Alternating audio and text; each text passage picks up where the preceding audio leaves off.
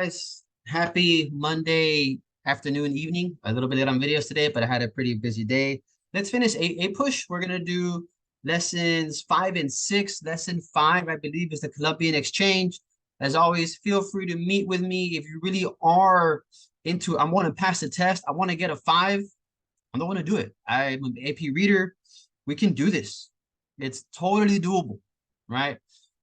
APUSH Live, join me. We'll have mini lessons. I have yet to have anyone show up. Don't worry. It's okay. I understand. You show up, I'll work with you privately because no one's been showing up. So join me, please. Or not, I still get work done. You're greatly encouraged to join. Office hours 2 to 4, right? 43. The textbook you can rent. American Yelp, I put it there for you. We're still on units 1 or lessons, chapters 1, 2, 3, and 4. Let's continue with our lesson 4, 5. Sorry, the Columbian exchange. I'll be doing it in the same fashion I've been doing it the past few ones. I'll help you out at the end. We're going to talk about the Columbian exchange, right? And we're going to complete a self-check in this Atlantic world. So what is the Columbian exchange? As soon as Columbus, I'll use it right. As soon as Columbus comes to the Americas, clear that, and that's how a darker line. Nice.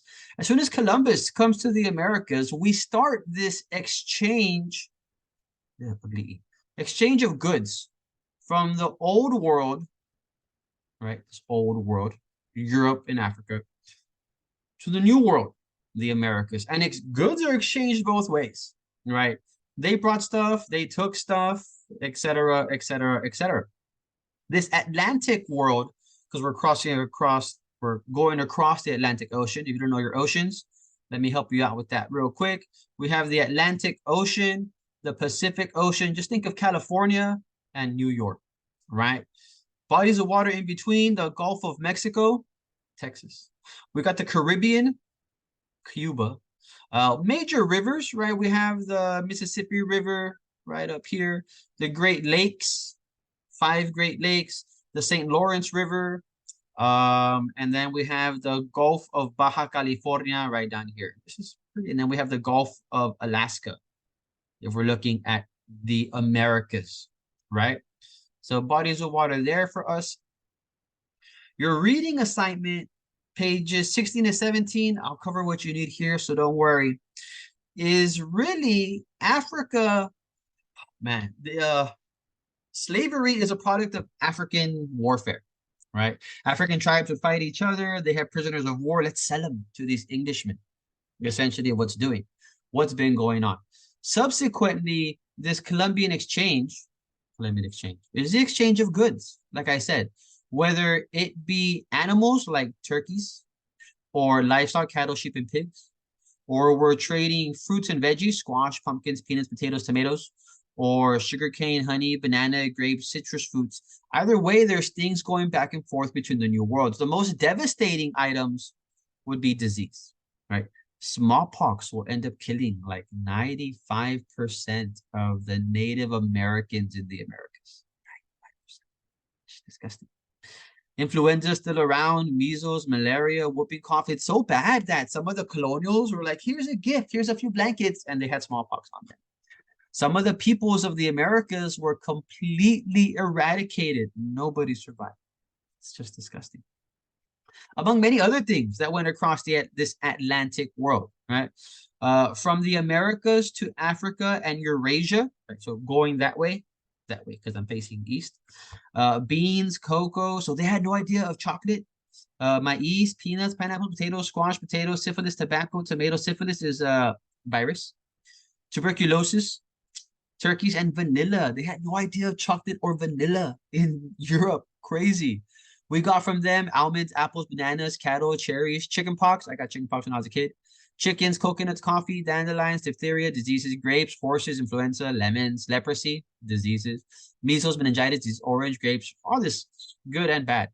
From Africa to the Americas, aside from, yes, slaves, rice, greens, okra, palm oil, and yams.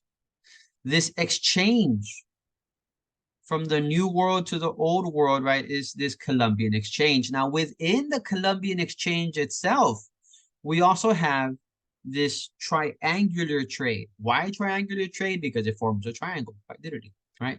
From Europe to the Americas, from the Americas to Africa and back, we have this triangular trade where we would have raw goods like wood, madera, right? Wood, that is being sent to the Americas. In Europe, they make chairs and tables and stuff out of this wood. And then they'll send it to Africa or they'll send it back to the Americas for finished products. This southern route of the triangular trade is also known as the Middle Passage, and that's where slaves were traded, right? Primarily from Africa into the Americas. Most slaves, though, don't be fooled, did not come to the Americas. Most slaves made their way into the Americas, yes, into the Caribbean and into South America. Like 90% of slaves went here. The main reason for this is this baby right here, sugarcane. This whole USA slaves, that's caught in 1800s. We are not there. We're in the 1600s, 1500s. Has not happened yet, right? And that is for our next lesson. Let's come back over here, right? So reading assignment, microbes. Again, diseases that made their way across. Thank you, Columbus, for bringing over disease and killing a lot of the natives. He didn't know, but it's still what took place. Disease in the Americas were also devastating culturally. Families were decimated, and it became very difficult to transmit traditions in such circumstances. Many people in the area died, and the usual source of spiritual authority, shamans and others, proved to be unable to stop the devastation. It was just disgusting. Disgusting how many natives were lost because of this, right? When De Soto's expedition in 1539 marched through that would become the southern United States, they found many densely settled, heavily farmed areas. Disease destroyed most of the inhabited areas by the time the next Europeans would observe it. Where De Soto found 30 towns at the confluence of the Mississippi River, Red Rivers, the French almost centuries later saw only a few scattered villages. So as the Europeans showed up, these natives died because of contact, right? And since they didn't have antibodies, they were just wiped out. In New England, the Pilgrims of 1620 found a coastline emptied by plague. Otherwise, they might have never have settled there, right? So, damn.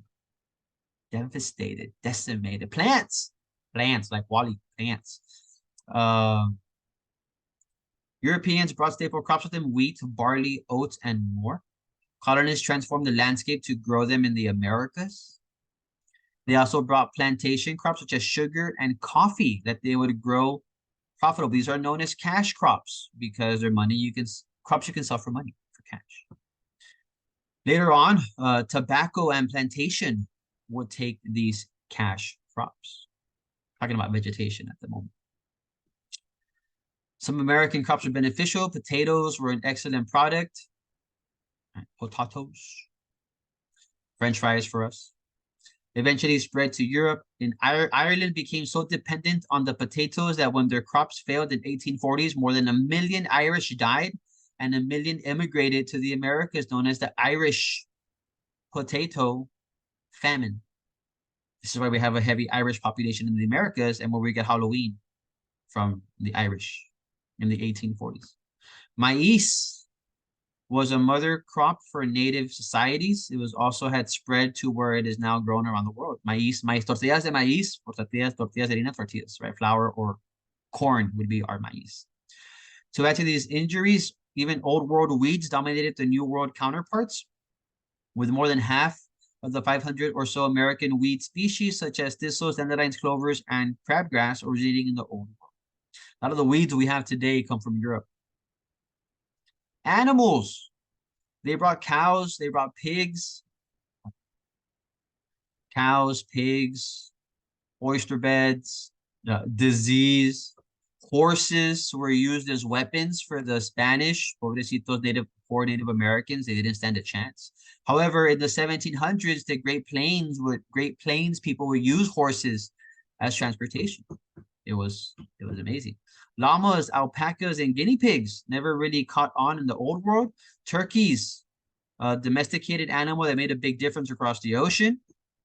The good news for everyone today, regarding plants and animals has been our global diet become much more diverse. Before Columbus, there was no Chinese, Italian, Mexican, or about any other kind of modern ethnic food because the combination of elements did not exist. So thank you for Chick-fil-A. Thank you for our burgers, our pizzas, Columbian exchange, the exchange of ideas and beliefs. Altogether, it is what it is. Devastation for the natives, but we were able to make a new world out of this. All right. Little reading assignment, which you don't have if we're looking at the American Yop. American Yop. I love my touchscreen desktop. We're reading chapters 1 and chapters 2 for this part. 30-page chapters. There are pictures in here, so don't think it's that terrible.